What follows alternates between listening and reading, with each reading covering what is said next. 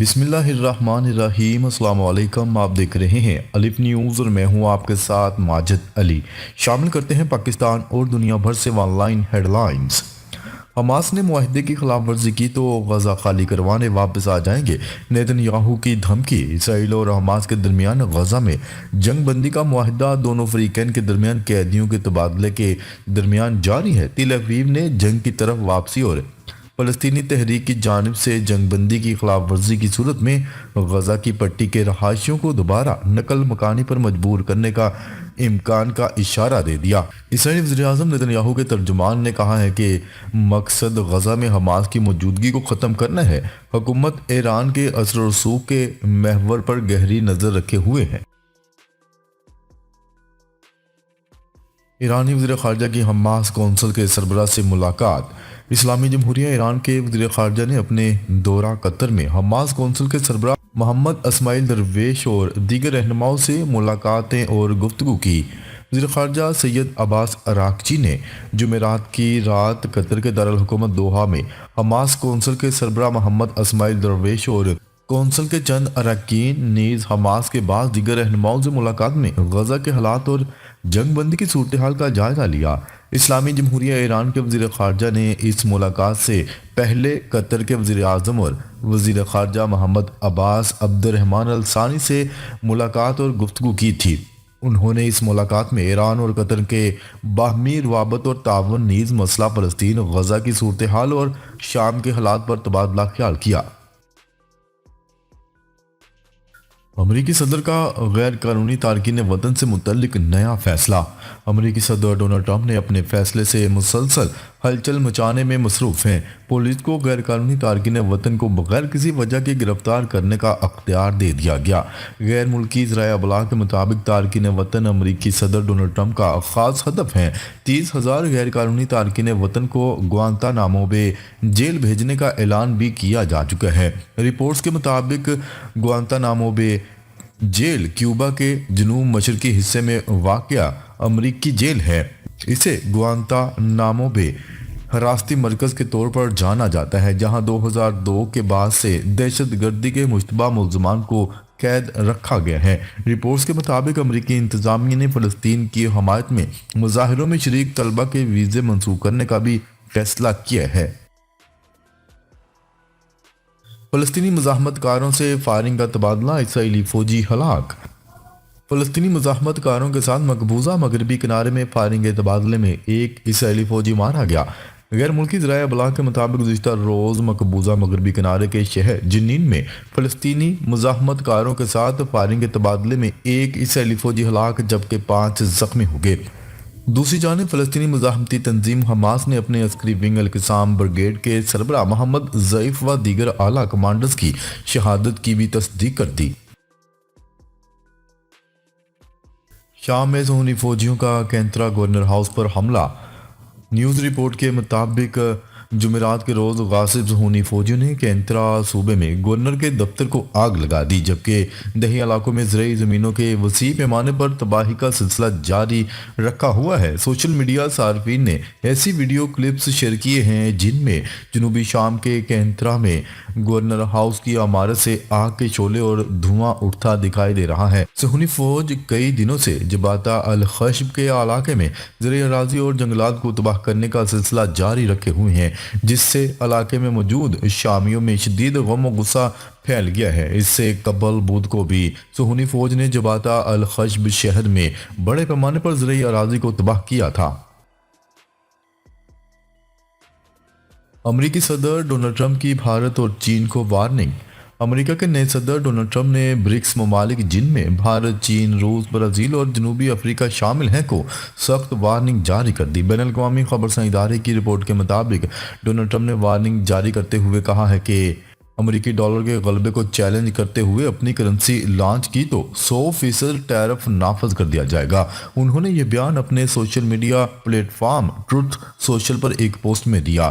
امریکی صدر Donald Trump کا کہنا تھا کہ برکس ممالک امریکی ڈالر کی اہمیت کو کم کرنے کی کوششوں میں مصروف ہیں۔ اگر وہ نئی کرنسی کا اجرا یا کسی اور کرنسی کی حمایت کریں گے تو انہیں امریکی بازار سے آؤٹ کر دیں گے۔ ان کا مزید کہنا تھا کہ امریکہ اس خطرے کو خاموشی سے نہیں دیکھے گا اور سخت ترین اقدامات کرے گا۔ واشنگٹن فضائی حادثہ، دونوں بلیک باکس برآمد۔ واشنگٹن میں مسافر طیارے اور فوجی ہیلی کاپٹر کے تصادم کے بعد تفتیش کاروں کو طیارے کے دونوں بلیک باکس مل گئے۔ امریکی حکام کے مطابق حادثے میں 67 افراد ہلاک ہو گئے جبکہ امدادی ٹیموں نے 40 سے زیادہ لاشیں نکال لی ہیں۔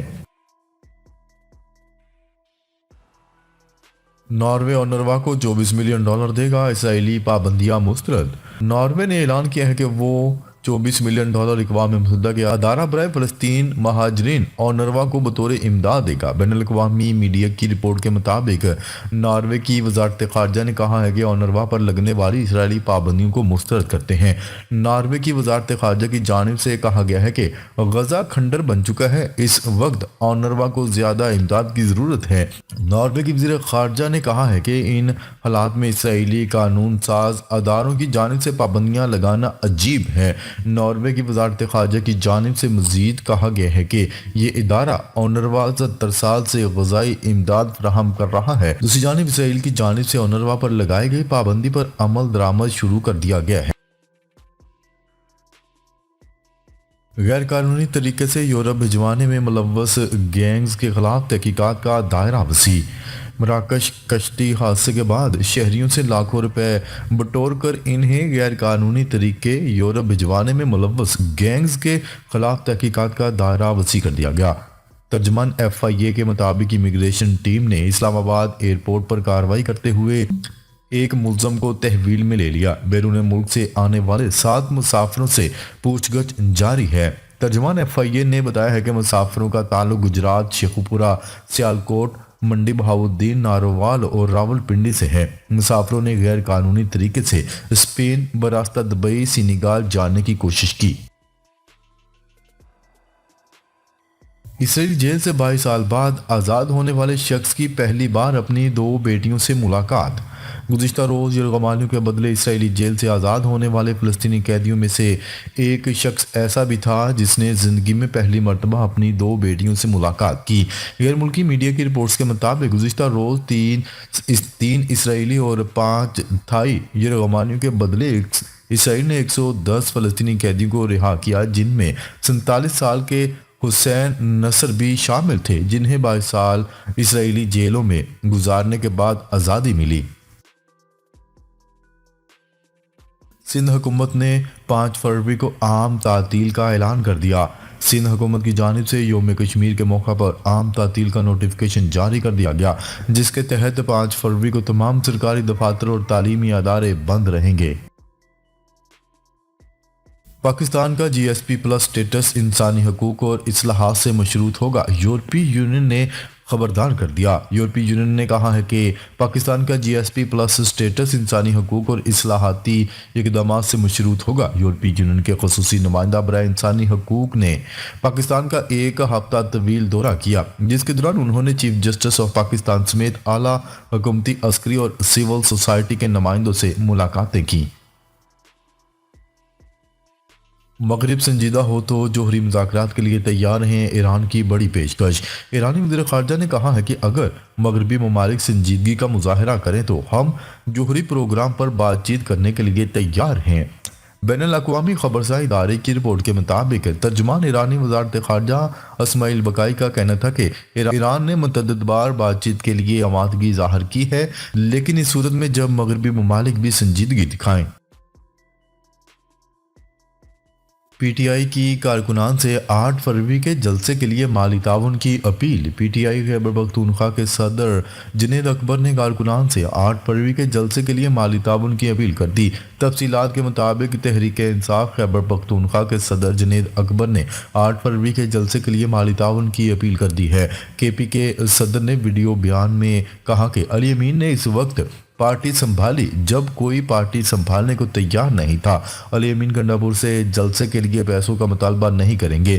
ان کا کہنا تھا کہ ہر ولیج کونسل کو جلسے کے لیے اپنی سطح پر گاڑیوں اور کارکنان کا انتظام کرنا ہوگا۔ کم بارشوں کے پیش نظر پنجاب بھر کے ضلعی انتظامیہ کو خشک سالی اور آبی قلت سے نمٹنے کے لیے پروونشل ڈیزاسٹر مینجمنٹ اتھارٹی نے ایڈوائزری جاری کر دی۔ نیوز رپورٹ کے مطابق کسانوں نے موسمیاتی تبدیلیوں سے نمٹنے کے لیے ریسرچ کا دائرہ کار وسیع کرنے کا مطالبہ کر دیا۔ کم بارشوں کے نتیجے میں پانی کی قلت اور خشک سالی کے خدشات کے پیش نظر پی ڈی ایم اے نے تمام اضلاع کی انتظامیہ اور اداروں کو اقدامات کی ہدایات جاری کر دیں۔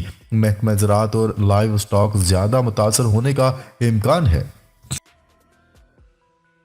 کے پی کے حکومت نے افغانستان سے مذاکرات کے لیے وفد افغانستان بھیجنے کا فیصلہ کر لیا۔ اس ضمن میں مشیر اطلاعات Khyber Pakhtunkhwa barrister doctor safe کا کہنا تھا کہ وفاقی حکومت کی منظوری کے بعد وفد افغانستان جائے گا، جس میں قبائلی عمائدین، مذہبی اور سیاسی رہنما شامل ہوں گے۔ وفد بھیجنے کا مقصد قبائلی اضلاع سمیت خیبر پختونخوا میں امن و امان قائم کرنا ہے۔